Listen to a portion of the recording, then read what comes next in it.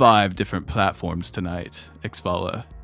We are going live, not just on YouTube, but on X, Twitch, Kick, Shit, Geeky Gackers, everything you can imagine is witnessing the Meme Ranch tonight, talking about this very important topic.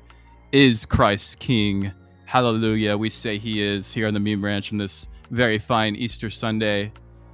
Thank you all. What are we reacting to, Caitlin? Give me that. We're going to be reacting to this insane debate that's been happening over the past week on X, talking about, is saying Christ is King, can you say it in a bad faith way that is meanful and hateful and spiteful to somebody who maybe isn't a believer in Christ? And is it possibly anti-Semitic? Is that possible to make that phrase? Well, we're going to be listening to some people who have been talking about this subject for the past week, namely a pretty interesting show that you guys might be aware of. It's called The Hill Rising, and they focus on the most cutting edge, breaking, latest hard-hitting news, and that is this topic that was spawned by Candace Owens before she left the Daily Wire. And let's just get into it. If you know, if you don't know, you're about to find out a whole lot more here on the Meme Ranch. So let's just get into it. All right. We're having some technical difficulties here. All right, I need to stop the video because I can't think while I'm trying to get this up. Let's see. Do you know where it went? Oh, I don't. Can you see it at all? No. Way to just shit on this show. We just crapped it up. All right, let's get this going. Here we go. Posting quote, and this piece doesn't even touch on her truly bat's bleep views about Brigitte Macron. That it took the Daily Wire this long to sever ties with Candace Owens is alarming. Ex-presidential hopeful Marianne Williamson also jumped in, posting quote, Candace Owens didn't lose her job because she opposes Israel. She lost her job because she has said and is continuing to say vile things about Jews ourselves. She knows this, and she is conflating the two for a reason. She will now come after me, of course, et cetera, et cetera. Owens' firing from a supposedly pro-free speech outlet did leave some wondering if it was an act of censorship or at the very least cancel culture. Journalist Glenn Greenwald pounced on Weiss and company, posting, quote, same was true when the New York Times fired editors for publishing the Tom Cotton op-ed. Yet most of the right, along with Bari Weiss, treated that as a grave act of censorship. Viewpoint-based firings are exactly the sort of thing the right has long condemned as cancel culture. Greenwald also posted excerpts from a piece that Weiss wrote in 2021 in which she warned of deplatforming as a consequence of speaking out. Quote, ideas are replaced with identity, forgiveness is replaced with punishment, debate is replaced with deplatforming, diversity is replaced with homogeneity of thought, inclusion with exclusion. So obviously our Friday team handled the initial news of the Candace Owens ouster. We're reacting now for the first time. We're lots to reacting. discuss. And look, I think as someone who has been a frequent inveyor against cancel culture, all right, so I know they're about to get into the react to the react. Did you all catch that? Live react to the react. Yeah. I know they're about to get into it because they're going to talk about this whole dichotomy of like, is the right, engaging in the same forms of cancel culture that they've always sort of hit out on for the left, doing. What are you doing to my face, XVALA? Are you trying to erase me? Are you trying to cancel me? The main window, dude. Here, I can fix it for us. Here we go. Yeah, let's make Robbie the centerpiece. Yeah, so I don't know. This is a very delicate subject, but I feel like the idea is, are you allowed to simply say something that maybe other people have heard around the block, have had have learned that that's a secret code for something else? It's kind of like were you ever a bully in grade school, XVALA, or were you the one who was being bullied, or were you the one who was kind of like just seeing it happen to other people? It's a weird question, but it's like, could you get into the brain of like a I fifth just don't grader? know why all of a sudden, just because people at the Daily Wire, like who's the guy who runs Daily Wire right now? It's Jeremy. Jeremy Boring. Why Jeremy Boring comes out and said, well, if you use it in some context, it is considered, it could be considered as anti-Semitic. I don't get that at all. I don't get why he would say that unless Ben Shapiro's making him say that, or he feels pressured to, or why that's even an issue right now. Yeah, I mean, he actually got into a little back and forth with it this week in an X space, maybe it's singular, and that was with Nick Fuentes. And I think that I got to commend Jeremy because he went into that kind of with the whole like wolves kind of coming at him, and he was willing.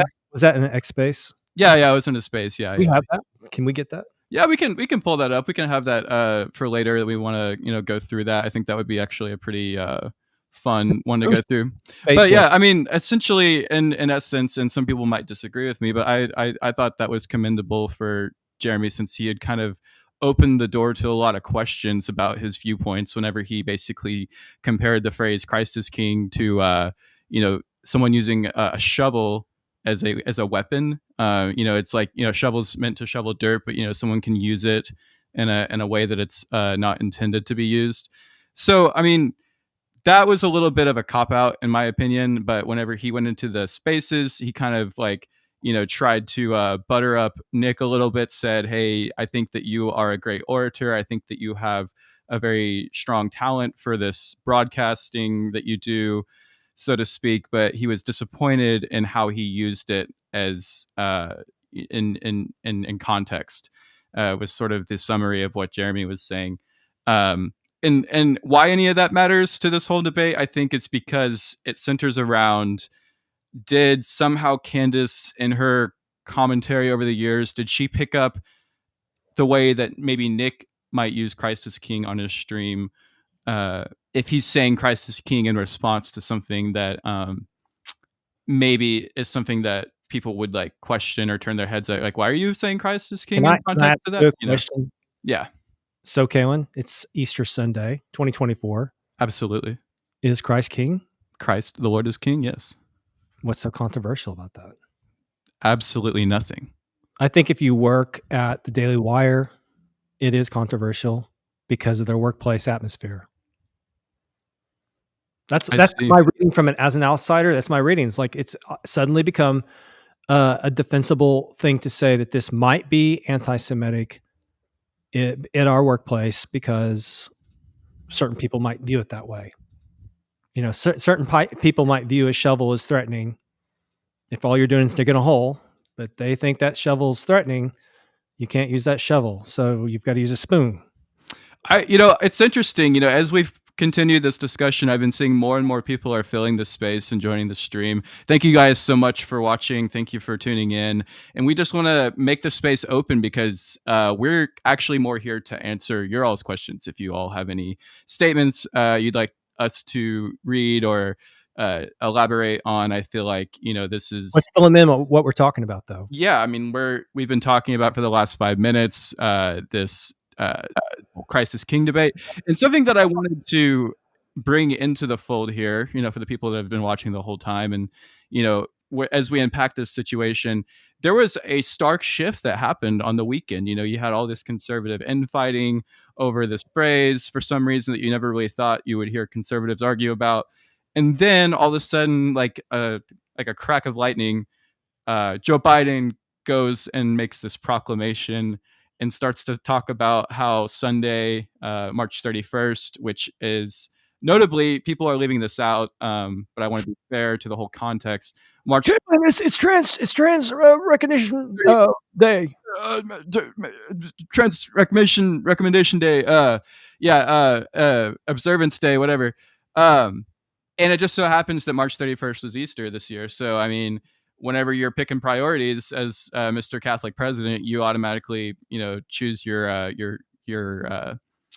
delicate, fragile voter base, which is pretty much Palestinian trans community, whatever, whatever fits under that whole umbrella.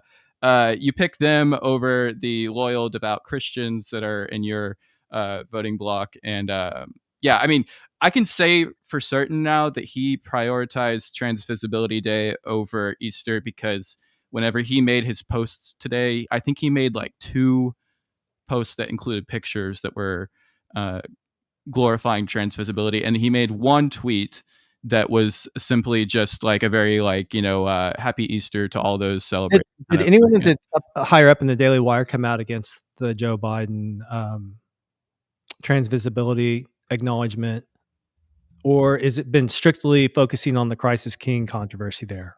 I feel like I can't say for that, because I feel like most of the Crisis King stuff has kind of started to die down, hopefully a little bit. There's no comparison between the two in the realm of the Daily Wire from their mouths. Like, they're not saying it's not been as big of an issue that Joe Biden has come. He didn't do it today, did he? He did it like yesterday or something. I think it was Friday or something. Is whenever they something come out about it, right? Maybe I've seen it. Yeah, I mean, I would say, I would say one could argue that the Daily Wire was enamored that the trans visibility thing became a topic, because it got everyone distracted, to not talk about this, kind of annoying Crisis King conversation. Because, I think that everyone over there, they're so like, like conservative intellectual. They probably were like hitting their head with a hammer, because they're just like, oh, like we think all of our middle of America, like, deplorables are like coming at our throats over this stupid Crisis King semantics conversation. And like, now it's like they have something to distract everyone from, whenever in reality I feel like the Crisis King conversation is still an important one. That it's stupid, but it's like the fact that it had to become a conversation is going to cause it to linger a little bit, because people are still going to want closure about why we ever had to, second guess our fellow, peers and stuff like that. The thing I like about free speech is how it works. And in this instance, the people are saying, oh, well, that's controversial. Coming from some of the Daily Wire pundits, is it could be controversial. Well, now we can sit here and talk about why it isn't. It's not. And it doesn't depend. It doesn't matter if. Whoops! It doesn't matter. Sorry, Perry. There we go. We got Perry on the screen. Shout out Perry Abbasi. Catholic, Orthodox Greek. Yeah, shout out to our favorite Orthodox Greek Catholic. If he's watching this, Baptist. We're giving Perry a plug before it doesn't matter if you're Jewish. It doesn't matter. It's this idiotic hot take on something that's been in culture for a long time. So I just don't see how this is a negative thing necessarily. It's kind of dumb that we have to have this conversation, but that is how free speech works. Idiots can like blast out, and you just have to respond to it. So that's what we're here to do.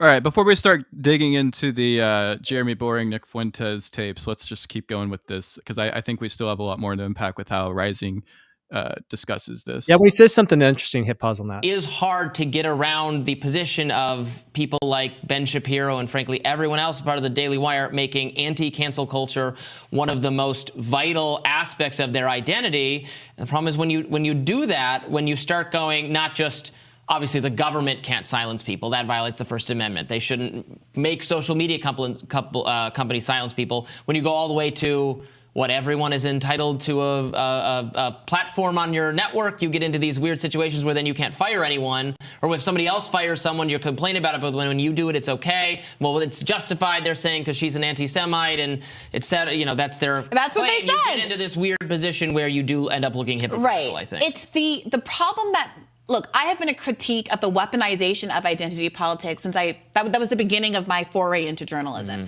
But that's a very different thing from making the argument that identity doesn't matter. And what I think some critics of some of the more right-leaning people who have made identity politics their bête noire over the last 5, 6, 7, 10 years or so, is that what it sometimes reads as is not that they think identity politics are bad, but they think that your identity doesn't matter and their identity does. So it's all about being victimized if you're a white Christian male, or in this case, if you are Jewish. And obviously, I'm still a little bit confused about. I wanted to get a little I'll further into her simplify point. it. I'll totally simplify it. So really, she's kind of missed the point. The plot here isn't that this specific thing is what we need to argue over. It's the fact of who gets to say what really matters. So in this instance, Daily Wire is in pole position. They're the ones telling basically their followers, it's kind of bad to say Christ is king because it could be offensive to some of the people who are in a position to make opinions matter. It's not about our audience. It's not about not even people who aren't our audience. It's about what we want you to believe. And that's always the argument from a political context is like with free speech, it's not necessarily free thought. They want to tell you what things mean and you're supposed to believe it. So like with free speech, I think we also have free thought. So I think the idea that it's about them making a mistake. No, they're doing exactly. Daily Wire is doing exactly what they want. They want to tell their viewers what is right and what is wrong. It's their own little orthodoxy. Yeah, I don't really know. I think that it makes me wonder what are some of the other hosts at Daily Wire thinking, the ones who do also have a similar influence and similar pull, who are some of the more openly devout and talk about their faith quite often. A lot of them have probably had to have some conversations off camera to make sure what they can and can't say about this discussion, because Peterson's a good example because he's gotten into the religious debates.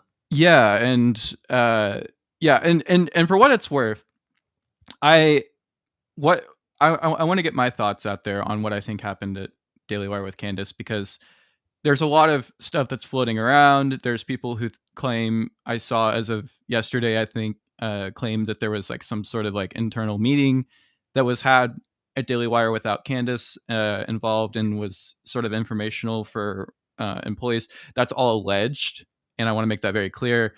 But I don't think she was actually fired. My belief is that her contract expired. I think that was actually as simple as that, because if you look back, I believe it was 3 years ago, whenever she first had her contract signed, it was in March. And one of her last shows this year was in March. And I think that she may have just kind of come to the end of her contract. And there was probably at some point over the last several months where she made the decision to not renew her contract. And I think that that's probably what happened. That way, I think it was possibly the most amicable way for her to leave. But obviously, you're going to have people who think that she was fired, and maybe there's going to be evidence that shows up to prove that I'm wrong. But I really do think that she was just... Do you think Steven Crowder thinks Christ is king? I don't know what he's thinking right now, but I think he's going through something else. He's probably on his knees right now to some degree. I mean, knowing Crowder, who knows what that could entail. Well, they used okay. So during the Crowder Daily Wire controversy, they kind of had Candace Owens played the role of like the attack dog for them going after Crowder. And so I'm kind of wondering how Con Inc. Is going to like. It's interesting to see how this will shake out. I mean, will they become friends now? Yeah, I think that there's going to possibly be Openly. new. I think a perfect analogy of this right now that I am loving to make is kind of like what's happening in the hip hop community with Drake and J. Cole versus like Kendrick and Future. Kind of like I would say like Kanye is kind of like on the Kendrick Future side, more than likely, and then Cole is kind of this like person who's like more aligned with Drake right now because they're touring, but he's kind of like this like he's this rift between the communities. He was good live. What's that? J. Cole. He's having a good life. No, he was good live. Oh, good live. Oh, yeah. I think your daughter went to the show. Yeah. Anyways, so my whole point is like there's like a sides takings kind of like situation happening, and I think that I would not be surprised in the slightest. her and Tucker started working together on some certain things. You know what I thought was very interesting recently is somebody on Twitter got a lot of likes whenever they made a comment that they were like almost like pleading with Tucker, like, Tucker, please go back to talking about the news of the day instead of like doing these interviews. Like they're basically saying it was like a wasted talent for him to not be doing what he did on Fox, which was basically giving these tremendous monologues that he was writing and stuff. Yeah, people think that this new format of him just like interviewing people is like maybe kind of not in his lane, as he always has sort of tried to do that. So I thought that was a weird side subject. Doesn't really that's involve. interesting. I think he does have sort of a special Jedi force for picking apart daily events in a way that most people won't think of them. Mm-hmm. And when he's doing these interviews, it's more in depth about things surrounding their personalities. So I could see why people would say, like, you're really kind of hanging us out here to dry here. Like, all this is going on, and you're talking about something that happened 10 years ago with this guy. Right. It's like, it would have probably been like way more effective had Tucker just kind of did his own. Maybe he did. Maybe I missed it, but I like part of the Fox debacle. Do you think there could be a lawsuit or some sort of legal reason he's doing this? Like maybe he has to keep it to a slightly different format in order to Slightly different format just to be legally kosher. That's an interesting theory. I hadn't thought about that, but there could be. I mean, it still wasn't that long ago. It's popped in my head. So, and like he could still have some. Every time he talks about Fox, he speaks to them rather fondly. Doesn't really get into the whole drama too much, but tries to sort of lean on. Yeah, I noticed he always backpedals to like his time whenever he was working for more mainstream media outlets and talking about like the Iraq War and stuff like that, because I feel like he considers that his safe territory to talk about past mistakes or things like in that area, because maybe Fox is still too recent for him to really talk about much. That's just me kind of. We should probably do a different video where we talk about the Don Lemon, Elon Musk. We should just do a live react of their whole interview, because that was really hard to watch, some of that. Oh yeah, I want to get into it here because we're doing this, but yeah, let's go back to this real quick, because this woman was just Brianna, I believe that's her name. She was just talking about like this, like they dislike it because they're not talking about your culture versus their. I don't know. Like, let's hear what you have to say. Anti-Semitism is real and exists, but the question is whether or not they are identifying that Candace Owens has said things that are anti-Semitic, which I see people making the accusation, and I'd be interested to see the evidence of that, or if the critique is because she has a different view about Zionism and what is going on in Gaza than other people at the Daily Wire. Right. So there are some criticisms of her that I think are valid, even along anti-Semitism lines. Mediaite reports that she liked a tweet saying that Jews were drunk on Christian blood. That is anti-Semitism. I'm just curious. I've seen that, but I haven't been able to see the tweet. I have it per Mediaite from Deadline. Right, yeah, that's fine. We should trace that down specifically. But some other things, what's going on right now. Doing some on-air fact checking. Anti-Semitism over. Journalism. I'm curious though. Like, that's a funny thing that they brought up. Now that we got to hear from TMZ that she might have said this on it. Yeah, because I don't doubt actually that she liked that picture, but I just think no, exactly. I mean, I just think it's funny whenever people start going into like things that people liked or like retweeted, because it kind of reminds me of how everyone always has in their bios like retweets are not endorsements. Right. We have one comment here. Ked's dead. Thanks for giving the comment. He says Candace is the beautiful black queen. I believe there's another word in there that we can keep out of it, but no, I think that's she is quite beautiful. She's a beautiful mother, and yeah, no, I think you guys think Candace is okay. I'm just curious. What's your view of Candace as a pundit? How do you view her role before Daily Wire when she's doing Red Pill Black, and then when she went into the Daily Wire role? How do you view her punditry? Is it sincere, or is it always kind of looking for the contrarian position within the conservative points of view, or is it more about hitting hot button issues to stay on trend? Do you guys have an opinion on that?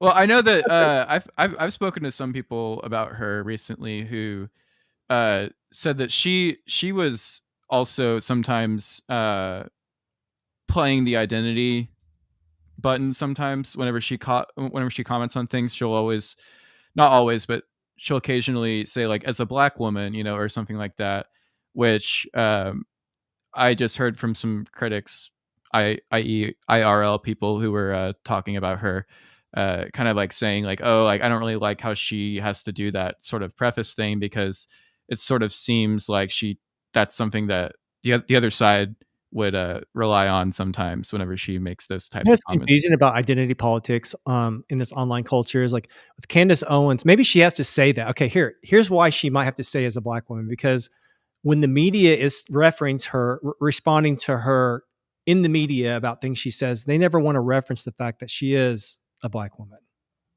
So maybe it was like part of her role as a pundit is to insert that identity back in there, because it's sort of been X'd out in the whole conversation, like almost to make her comments carry less weight. Yeah, I want to. That makes sense. Yeah, it makes sense a little bit. I want to pull something up real quick too, because we saw in this interview, not interview, but this reaction for the Hill Rising, they mentioned Glenn Greenwald in his tweet, but I almost think that Glenn's reaction would be a little bit more cutting deeper. Glenn went ham on I think Shapiro yesterday. Yeah. Let me I'm pulling up that exact clip because I feel like that one is kind of more up our alley too. Up your alley. But here's the real meat of the matter when Ben Shapiro tries to explain what line it is that Candace Owens Line's crossed. a little low on that. And so when it comes to the host on the Daily Wire, obviously everyone is able to say what they want. Nobody ever comes to me and says, you can't say X. Nobody ever says that to Walsh. No one ever said that to Candace. But the reality is that there is an Overton window at the Daily Wire. Obviously, there was a non-meeting of the minds. That's pretty much all I can say on this. And, a lot of this has happened publicly. But to the extent that the Daily Wire is in fact not a publisher, it is that is in fact not a platform, it is a publisher. That means that there is no moral obligation for the Daily, and there's no free speech problem with the Daily Wire saying we don't wish to pay a particular host, or that host saying I don't wish to work here anymore, because again, there's a parting of the ways that is not really open for discussion at this point. Does it surprise you that let's hear this question. So many people, even on our side of this, are confused about that as it relates to free speech and quote unquote cancel culture? Like severing a business tie, as long as you're not throwing someone in jail, they're able to be everywhere else, is not. I'm not super surprised with the controversy. Yeah. Okay, these people, honestly, if I'm being totally honest, they make me sick. They cannot think in any sort of principle whatsoever. Yeah, okay, I gotcha. People make him sick. Yeah. People make me sick. That's awesome. He should have started with that. Yeah, no, I feel like he's definitely. Is he on Twitter liking anti-Semitic comments also?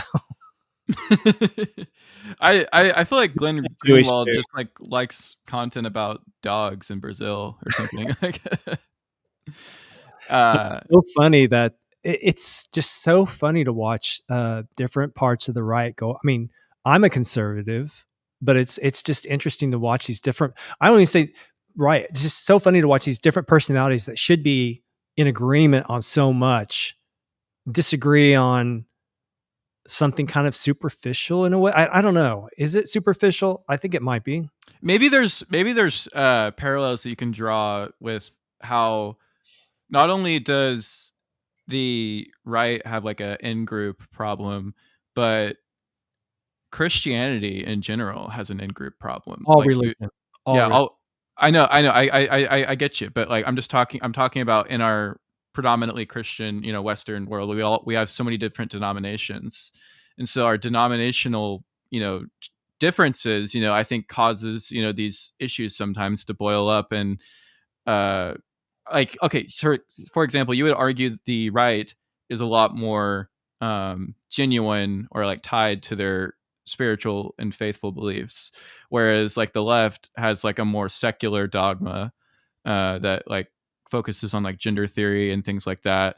I think that the right is just more spiritually inclined, and so I think there's a lot more passion there whenever there's these like certain disagreements that bubble up, because are you like where are you coming from? Like, are you an Episcopalian? Are you Catholic? Are you Presbyterian? Where are you coming from your orientation? Obviously not everyone who's Christian is right wing, but I feel like there's still like a lot more. Well, no, there's a lot of left wing leaning Christians. For sure. But I mean, still, I mean, like that to me is kind of like where I get this a little bit, is because I think that a large part of the audience that watches Daily Wire, let's just say, are people with Judeo-Christian values. And I think that there's a large percentage of their subscriber base who probably, would say, hi, I identify as that, So what I'm getting at here is essentially like there's so many nuanced differences, even though we think we can all be on the same team about certain things sometimes.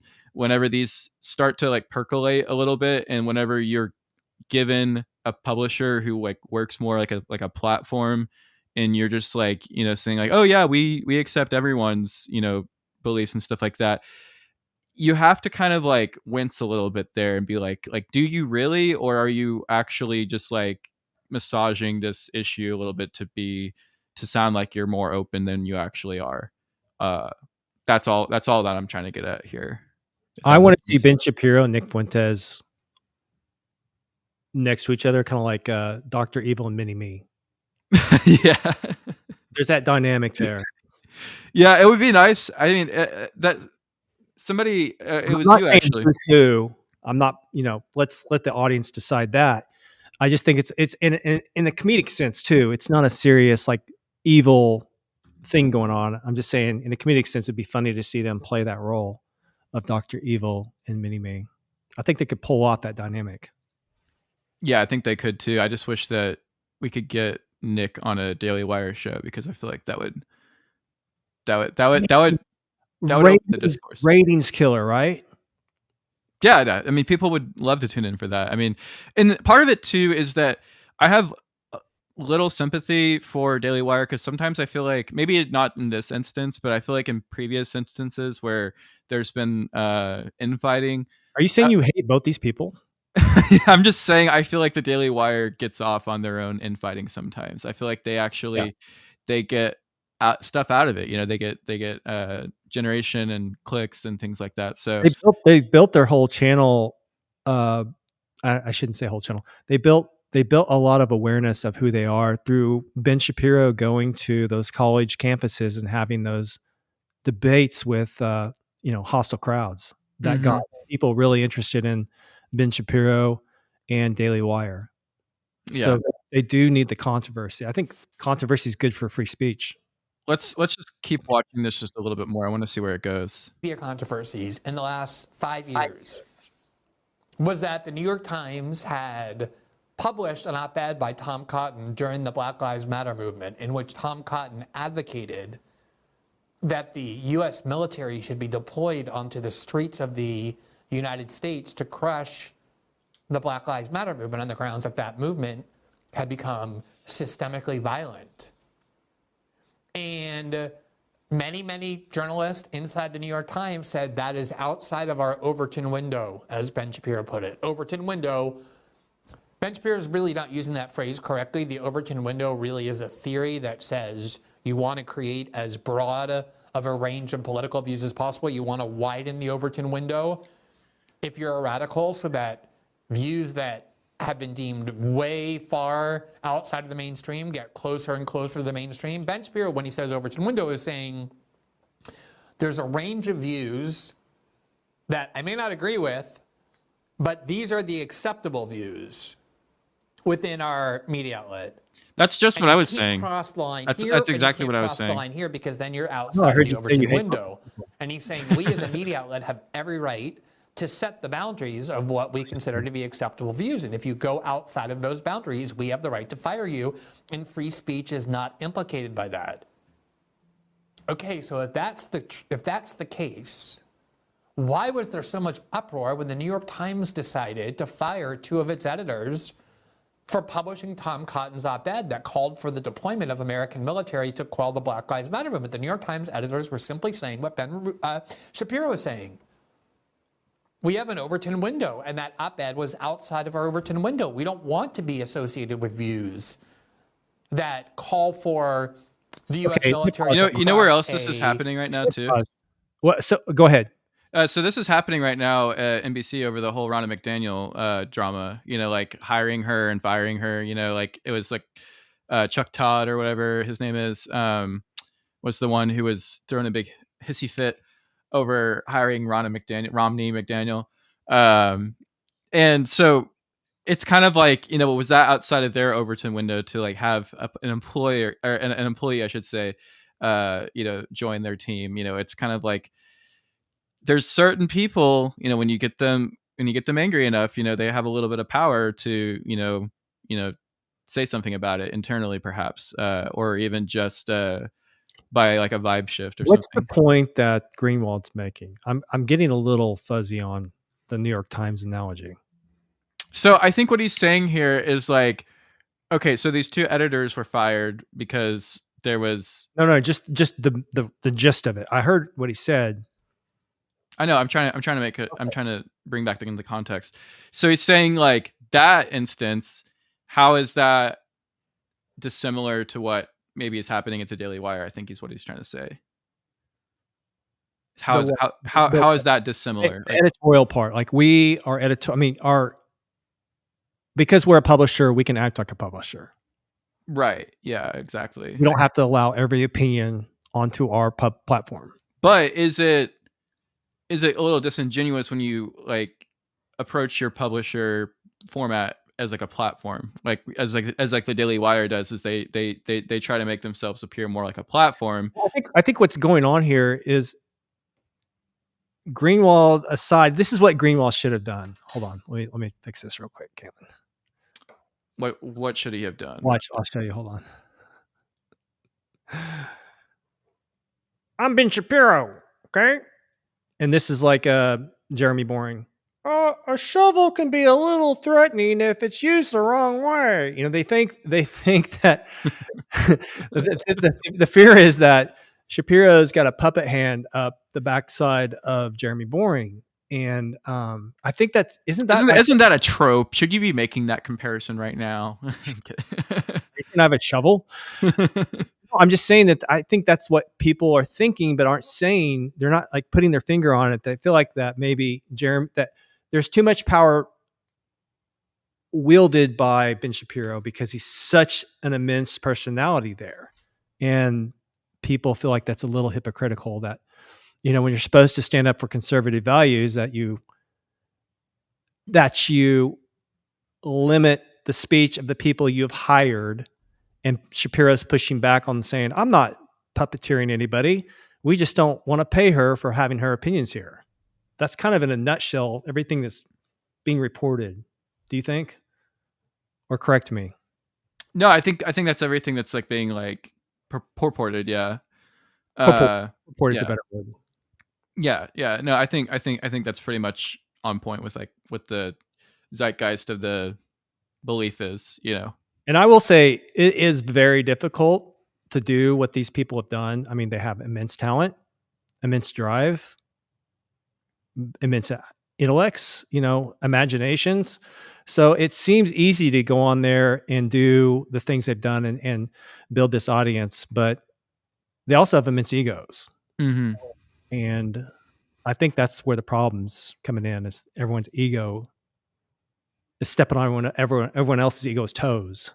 Yeah, I think you mentioned ego, and it gives me a perfect way to bring in Kanye to the discussion, because you know, Ye's very he even said in that recent interview, like whenever he was asked to drop egos for a second, he's like, well, then I just won't talk, you know, like I find it. You still talk more than $. Yeah, you still talk a lot. Yeah, but that was just him being sassy, and I feel like Candace is being a little sassy here with her ego, and she's out here trying to do, I think, a little bit like what Ye did, like if it's true that she just let her contract expire, then it's more of just like all this is just in the purported part of it. But if she was like maybe she was trying to sort of quasi like break her contract, like maybe she just had a disagreement about maybe like the war or something, or like the way she wanted to cover the war. And she was like, well, maybe if I like this tweet about blood sucking or drinking, then it'll do something to like break my contract off or something, similar to like the theory about what Ye was doing was when he lost his 8 billion, it wasn't just to like scream some sort of,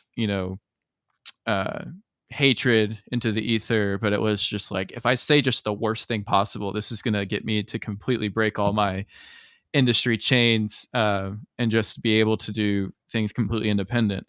I think that is a bit of a in Ye and Candace, that's like a gymnastic argument. I just want to say that it's not saying that Ye and Candace were kind of like communicating on how to do this, like break your chain, or not break your chains, but like, what'd you say? Something like that. It could have been a communication just through like code or signs, like I'm not saying they had like an actual conversation about this, but I just think that there's some parallels there that, are worth mentioning, just like because they are connected. They have been connected, I should say. Maybe they'll be able to be more connected now that there's maybe less stigma about them being in the same room together, or it's like more accepted or something. I don't know. But I think that at the end of the day, it was a provocative stunt, and she was able to kind of pull it off here. I think her whole line that she went with was that I'm not anti-Israel, I'm just not anti-Palestine, which is a really basically just elaborate way of saying I'm gonna centrist this argument. And people have their different thoughts about centrism. I'm not going to get into right now, but neither the Palestinians nor the Jewish or Israel think that Christ is king. Yeah, that's one commonality they share. Yeah. So there's two groups of people who don't think Christ is king. Well, I guess there are some Christian Palestinians, but that's a very small group. I mean, I'm overly generalizing, but I'm just saying, kind of a nation is a nation of one religion, pretty much. Correct? Is that hold up? Is that it's not? Are they a proper nation? I don't even know if Palestine is recognized as a nation. I don't know. I don't think. Nope, they aren't. Who are they ruled by? Palestinian Authority, I believe. But what is that? It's the weakling. It's the weakling government that is basically overpowered by like the terrorists that are in control of the region, like Hamas. So Hamas is like more like like we're like the Palestine has autonomy. This is where I get confused on Palestine. They have autonomy, right? They have borders. Mm-hmm. And you're saying, but their autonomy is controlled by unsavory characters. But I'm just saying that they're not ruled by Israel. They're not ruled by Egypt.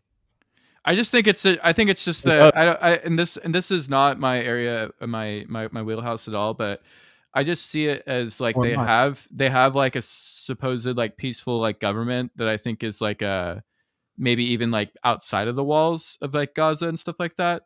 But I think that what we're looking at is the terrorists basically have the guns, so they're the ones who like have control. And I think that the current government that they have like was like last elected like maybe like more than 10 years ago, so they haven't really had like any like the last election was kind of like what did them in, and maybe it was a different live react to that whole scenario, because that's a pretty deep subject. Yeah, we sound like idiots right now. We're not really trying to get into this. I'm not trying to sound smart. I'm just saying I don't know. We'll do a different react to it.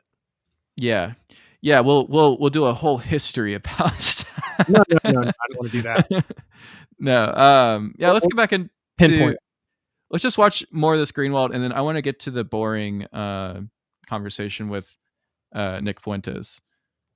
It's a very boring conversation.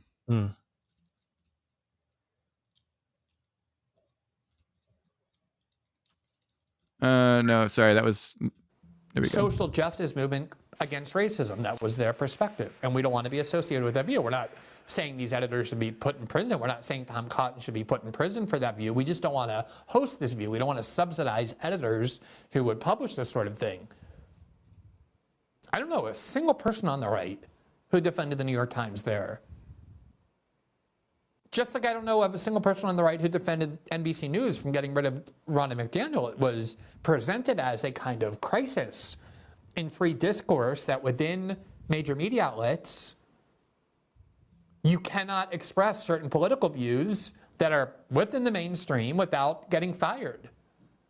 And yet here is Ben Shapiro trying to justify why Candace Owens is gone from the Daily Wire, not because of a business reason. Outside of Ben Shapiro, Candace Owens is the biggest name at the Daily Wire. She has the biggest audience. Hit pause, Kaylin. They're probably comparable in terms of... Did you hear the whole argument that Candace had actually eclipsed Shapiro? And this was sort of some friction between the personalities. I have heard that they were competing, as in like, you know, basically like as in like top shows. It was like basically, but Shapiro then like her were basically like, you know, kind of like neck and neck, at least like for like Spotify numbers and things like that. So yeah, I have heard that argument. What do you think about that? I like the idea that if this is true, Shapiro won the bumper off. And I'm just saying this is a hypothetical. If this is true, Shapiro wants to bumper off. If this is true, also Candace is looking at it saying, I can be bigger than the Daily Wire if I focus on building a platform. Yeah, I mean, I should. I had a joke the other day where I was saying like this could be like a new ad for Daily Wire, like, you know, we'll make you go independent faster than a fox, because it's kind of a play on there with like what Fox did to Tucker, you know, and Candace is much younger into her career than Tucker was whenever he went independent. She could have kept going a lot longer in this mainstream platform sphere of like, you know, working for this network. Also, if you're going to go independent right now during this election cycle is the time to do it. I don't think she has any time to waste. I think that played into it. So yeah, because I think that after the election, depending on what happens, you know, you lose. It's like selling in an off market, you know. You have to exactly. Yeah. Good point. Yeah. So yeah, I don't know. What we're left here essentially is, you know, this conversation of is this going to escalate any further? And I hope that it doesn't, because it's not good for anyone.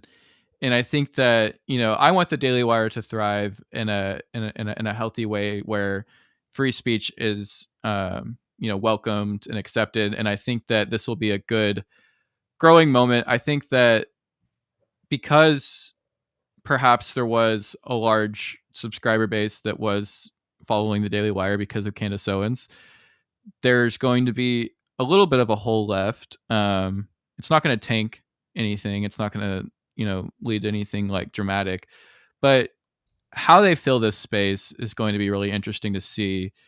And whether like whenever Candace does her own, you know, starts her own show eventually, it'll be interesting to see if she's able to maintain the same numbers, because that was a big proving ground point for Tucker. And, you know, being on X, he was able to make the views look so enormous, because anytime you watch just a second of the video on X, it counts as a view. So there's a little bit of a cheat code there for someone like Tucker, because, you know, while I'm sure people are watching his videos, you can't really keep an eye on how long they're being watched because he's mostly on X. And I heard that she's going to be going to YouTube, which I think is really interesting too, because that seems like it'll be rife for being taken down. I mean, I think that a small person can get a start on YouTube right now. Who's left for Daily Wire to sign? They couldn't get Crowder. They couldn't get Crowder. They failed on that one. They're losing Candace. They're going to have to focus on growing the talent they have. They're going to have to focus on growing Peterson, the other guys. I mean, that's the way I think they're very business minded and they're very numbers oriented. Where I think it's going is I think that they finally sucked up that they have to start interviewing people in the online world, people who have bigger audiences, who have just done it through Twitch. And we're looking at Jordan Peterson right now has done interviews recently with Destiny. I think that bringing Destiny into Daily Wire content is a really good idea, because I think that it's helpful that Destiny has a stance on the war that is advantageous for them to, show a liberal perspective, very real. But on top of that, like, I think that we're looking at a situation where you just need to have more of the online people, or else you're going to kind of like just get high on your own people's fumes and stuff like that. Like, you're not going to be able to branch out. And Daily Wire has to understand that, there's a lot of people who are being watched right now for political discourse who are not on their platform. And they need to have more of those names going through their doors, whether they're on the left or the right. But they just need to have more people with divergent viewpoints come in, because I think that that's gonna be their saving grace. They'll be able to point to all that and be like, look, we do allow free speech on our shows. And I think that what they did recently with Destiny kind of was like maybe an example of them kind of inching in that direction, because it seems like I couldn't have imagined Destiny showing up on one of their shows like a couple of years ago. It just doesn't seem like it would have fit in. What's the result of Destiny being on? Do you want to pull up a clip of that? Yeah, it kind of made Jordan Peterson look a little stupid. I want to analyze the result. I thought Peterson looked like he manhandled him, but I don't know. I just thought Peterson looked like he kind of like lost his cool like a little bit. I like it when Peterson loses his cool. He starts crying and being like genuine, like, I think it's cool to see a strong man also be real. Well, you tell us in the comments what you thought about this Destiny and Peterson interview. If you saw it, if you haven't seen it, you're about to watch some of it. And I'll just go ahead and get it up here streaming. And that's another thing we should react to on a different. I mean, we can play a clip of it now, but I think that's a good standalone. But anyway, I don't know what the net result of Daily Wire hosting that is going to be for Daily Wire. I think they're desperate to not look like controlled opposition in the Republican realm. Mm-hmm. I want to see if I can get to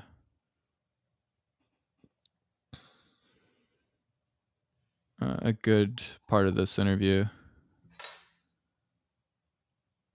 Intervention, mass consensus.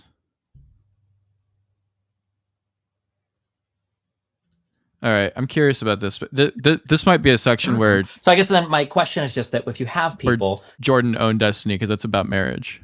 So the kid that steals an orange from a stand, not because he hates the shop owner, but because he wants the orange or he's hungry, without some type of societal, it doesn't have to be the government, it could be family, religious, without some type of use of force. Do you think that society ever exists without use force on your wife?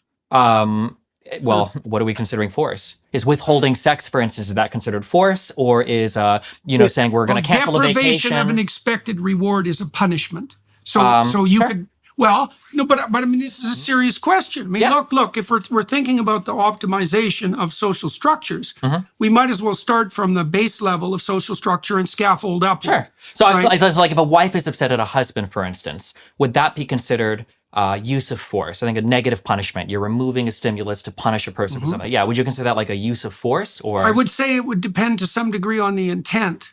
The intent is to punish it. Well, if the intent is to punish, then it's starting to move into the domain of force. I mean, look, while we've been talking, there's been bursts of emotion, right? Yeah. And that's because we're freeing entropy and trying to close and to enclose it again. And so that's going to produces negative emotion fundamentally, most fundamentally anxiety and pain, and secondarily something like anger, because those emotions are quite tightly linked. Sure. And so within the confines of a marriage, because we might as well make it concrete, there are going to be times when disagreements result in bursts of emotion. And those bursts of emotion don't necessarily have to have an instrumental quality, right? It's when the emotion is used manipulatively to gain an advantage that's short-term for the person, and then maybe that's at the expense of the other person, or even at the expense of the person who benefits future self. Then it starts to tilt into the manipulative. There's a tetrad of traits. So narcissism, Machiavellianism, that's manipulativeness. Narcissism is the desire for unearned social status. That's what you'd gain, for example, if you were gossiping and elevating your social status. Machiavellianism, narcissism, psychopathy, that's predatory parasitism, and those culminate in sadism. And that cloud of negative emotion that's released in the aftermath of disagreement can be tilted in the direction of those traits. And that's when it becomes malevolent. And that's when the problem of force starts to become paramount. So that was quite off topic, I feel like. But the main thing I feel like we can round that back to is what I was just saying, is that it's good to see that the Daily Wire is doing those types of conversations, I think, because to me it seems like it's giving them an out to say, like, we do bring in like more of like the Twitch younger generation type of like discussion, like to our forefront with things like Peterson interviewing Destiny. Has Shapiro and Destiny sat down? They did a debate recently with no wait,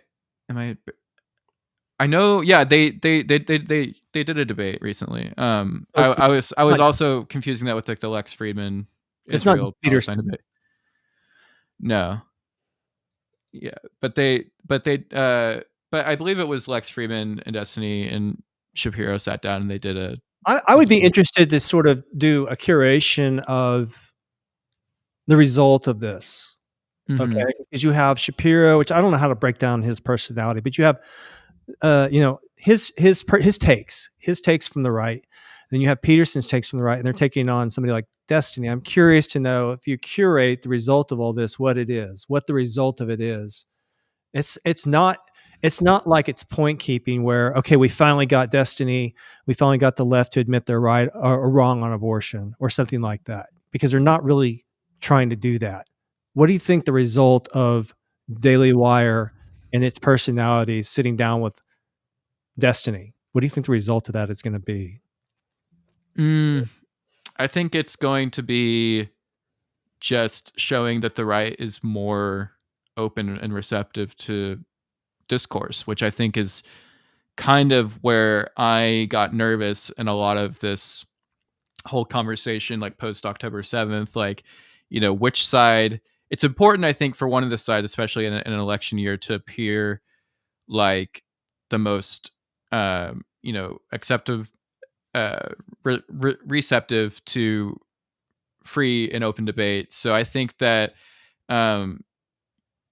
it does open the doors to that, but at the same time, there's a lot of people who will say, a lot of critics who will say like, oh, it's Destiny, like he doesn't really have that many controversial opinions, because obviously we were just talking about Overton window subjects with Glenn Greenwald.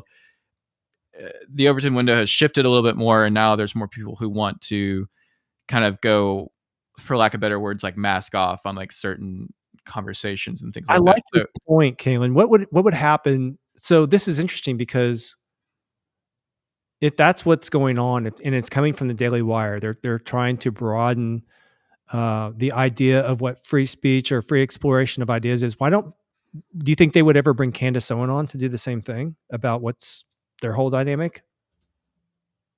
Bring back Candace Owens like for a separate interview. Yeah. How awesome!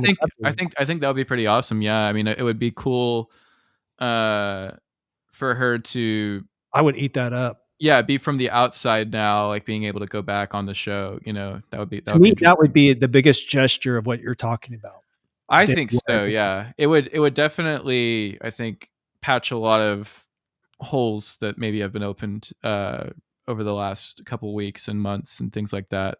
So yeah, maybe we'll see that. Maybe we won't. I don't know. But I think that it would be the best kind of thing for, to put a pin in it, to like really, okay, like we went through this like, I like the tribulous. Yeah, we went through this like tribulous time, like thinking like maybe like free speech on the right was like more suspect to question, and now it's like we've gone full circle, and like we can say like we've brought back one of our most disagreeable people to come and talk to us and be on one of our shows. I like the evolution of that, going from like somebody like Destiny, who's obviously on the outside for political reasons, but now we're going to go to Candace, who's on the outside now because of different ideological or even, I don't know, business.